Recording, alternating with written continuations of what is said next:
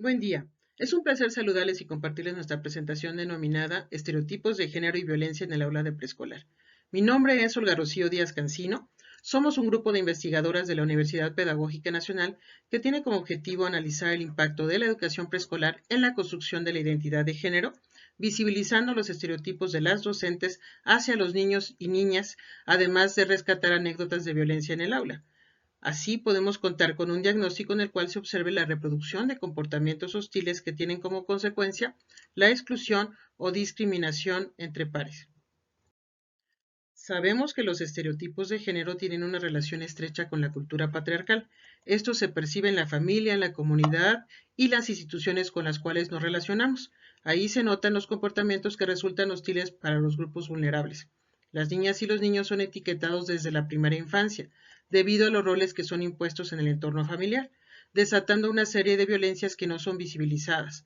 Esos comportamientos se reproducen dentro del aula de preescolar, donde los infantes empiezan a comportarse de manera hostil entre sus pares y sobre todo con las niñas. Las principales discusiones y marcos analíticos permiten observar la evolución en torno al género, la violencia, la exclusión y la discriminación. Una de ellas es Simone de Beauvoir, quien propuso distinguir entre sexo y género al reflexionar que la mujer no nace como tal, sino que es presionada a ser a partir de las expectativas impuestas por la sociedad patriarcal, configurando de esa manera la inferioridad respecto a los hombres. La identidad de género se construye a partir de una serie de conductas aprendidas de acuerdo con las expectativas sociales. Se estipulan así las características apropiadas para los hombres y para las mujeres, y con ello se consolida un modelo de cultura patriarcal. Esto lo comenta Iturralde. Mientras tanto, Barberá y Martínez expresan sobre el constructo de género, que las diferencias observadas entre sexos van de acuerdo a la personalidad y conducta social y a las características y demandas de los roles sociales en que participan varones y mujeres. Scott analiza que el constructo de lo femenino está relacionado con una cuestión cultural más que biológica, además de la configuración y las interacciones existentes entre hombres y mujeres y las reglas surgidas a través de esta. Por otra parte, Matthew y Wittig analizan la necesidad de dejar de lado la idea patriarcal de las mujeres como seres subvaluados o como un objeto de posesión de los hombres, y con ello acuñan el término de antropología de los sexos. Lagarde analiza la perspectiva de género y la relaciona con las posibilidades vitales de las mujeres y los hombres, el sentido de sus vidas, sus expectativas y oportunidades, y las complejas y diversas relaciones sociales que se dan entre ambos géneros. Para Barberá, los esquemas de género son determinados por opiniones, prejuicios y creencias generalizadas atribuidas a un grupo, y son representaciones colectivas sobre el ser femenino y masculino, sus diferencias y sus características psicobiológicas. En cuanto al estudio de los estereotipos de género, surgen diversas propuestas como la de Kite, quien presenta atributos asociados a rasgos, roles, características físicas y destrezas cognitivas. Los roles y estereotipos esperados justifican la jerarquización donde se evidencia la hegemonía masculina, lo que da lugar a una repartición no equitativa del poder. En dicha repartición es el varón quien accede a múltiples beneficios, no obstante también los hombres se hacen cautivos de un estereotipo al cual se ajustan rígidamente, produciéndose afectaciones en su estado emocional y en la forma de percibirse a sí mismos. En la actualidad se han establecido políticas públicas y acciones afirmativas que buscan modificar la jerarquía de poder y disminuir la superioridad masculina. Se espera con ello generar un contexto más igualitario y equitativo. El problema es que estas acciones se han traducido principalmente en la incorporación de la mujer en planos laborales, cambiando mínimamente la organización de actividades en el ámbito familiar, donde ellas realizan la mayor parte de las actividades domésticas. Se percibe una tendencia hacia la igualdad en los planos profesionales, no obstante es evidente la triple explotación de la mujer como trabajadora, cuidadora y ama de casa, además de la existencia del techo de cristal que les impide su desarrollo profesional. Yo les voy a hablar sobre los estereotipos de género y la violencia en el ámbito escolar. Las personas no nacen identificándose con algún género, se va construyendo esta identidad de manera diversa al ser etiquetado desde el seno familiar, siendo este proceso parte del modelado social Como se comentaba anteriormente, la socialización de género se inicia con los atributos impuestos tanto a las niñas como a los niños, determinados, ya decíamos, desde la familia. Estos son incorporados desde temprana edad mediante roles impuestos a través de las actividades cotidianas y los juegos destinados para cada sexo, convirtiéndose a futuro en reglas y en formas de comportamiento. Algunos autores mencionan que la noción de los esquemas de género también puede explicar por qué los niños no eligen imitar ciertos comportamientos. Cuando los niños se encuentran con modelos contrarios a su esquema de género, pueden ignorarlos e intentar interpretarlos de forma que se corresponda pues, con los esquemas existentes. Desde la infancia se permea en determinadas expectativas al imponer una identidad. Se restringen los campos de acción social, así como la libertad de elección, la creatividad y la configuración de la singularidad, tanto en niñas como en niños.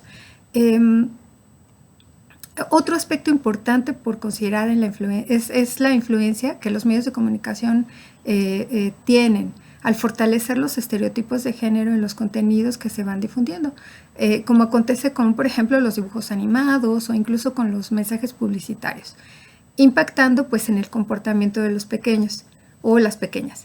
En estos se presenta una serie de actitudes que son tipificadas para cada sexo. Por ejemplo, la agresividad para los niños y el valor como podría ser el liderazgo también, ¿no? Hoy en las niñas también se les vincula con el rol de madre o con el hogar, ¿no? O con el ser sociables. Para autores como Medina y Melcalco, comentan sobre el impacto de los estereotipos de género en la construcción de la identidad femenina, cómo esto se vincula con los roles adjudicados adjudicados, los cuales están en contra de campañas institucionales y de diferentes organizaciones promotoras de los derechos de la población femenina y el combate a la violencia, siendo las mujeres un grupo vulnerable. Este tipo de discursos, al ser repetidos en los medios electrónicos y digitales, pues están al alcance de las niñas y de los niños, influyendo negativamente en su representación sobre el ser hombre y sobre el ser mujer, reproduciendo una serie de actos hostiles naturalizados socialmente. En el ámbito escolar también es posible observar estos procesos de socialización experimentados por las niñas y los niños, encontrando el reforzamiento de roles, de categorías, de normas, de sanciones y de expectativas de género, las cuales se reproducen, ya lo mencionamos, en el entorno familiar y se difunden en los medios de comunicación.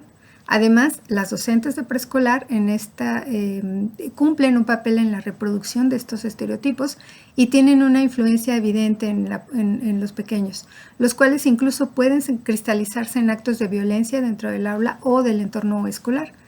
Como comenta García, es precisamente en el ámbito escolar donde los estereotipos de género inciden en las relaciones desiguales entre niñas y niños, así como relaciones de subordinación y de opresión, contribuyendo a generar acciones hostiles, no solo en el aula, sino también en la propia interacción. En el ámbito escolar también se puede ver una tendencia similar con los cuentos, por ejemplo, escolares que emplean los docentes, ¿no?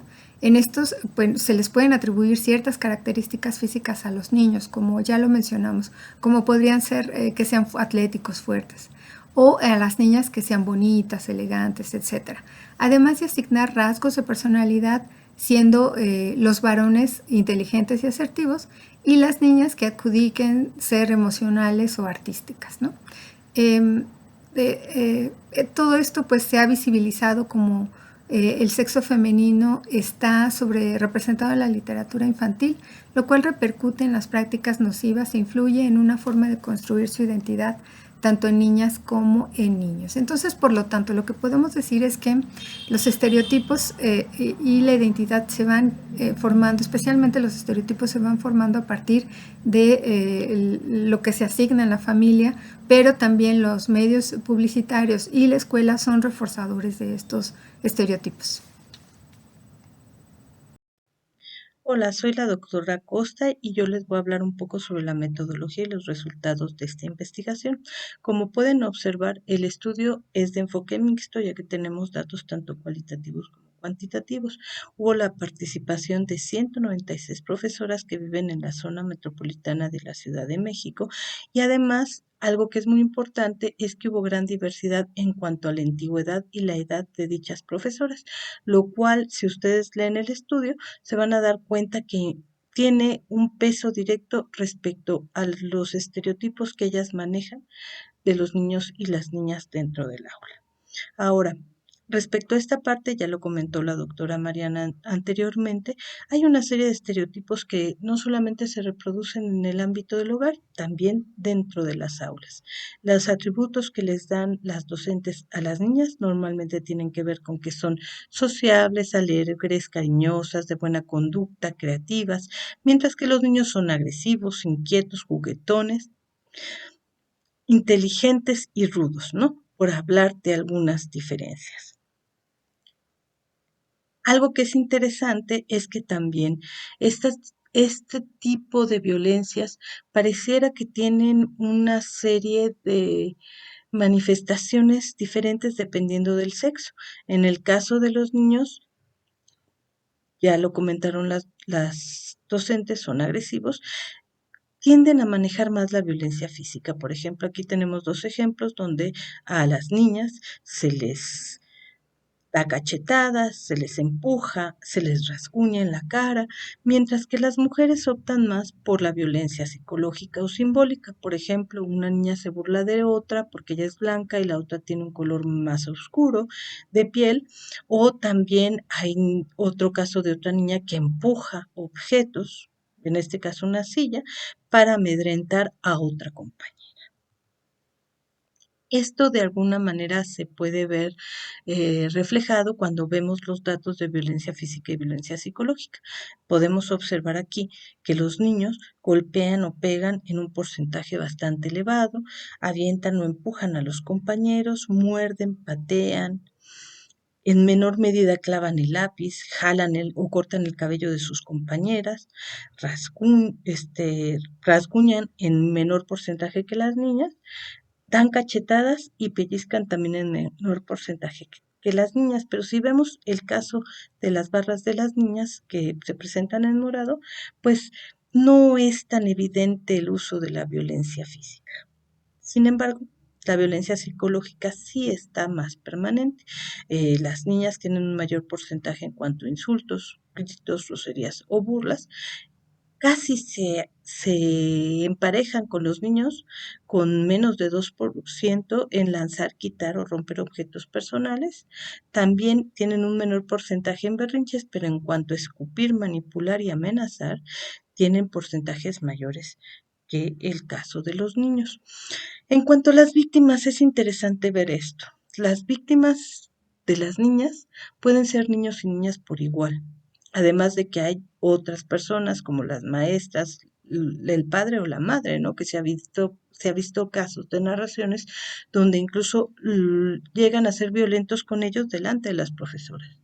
En cambio, los niños, pues su principal víctima son las niñas, curiosamente, y esto pues obedece a la violencia de género que ellos pueden estar de alguna manera visibilizando dentro del entorno familiar.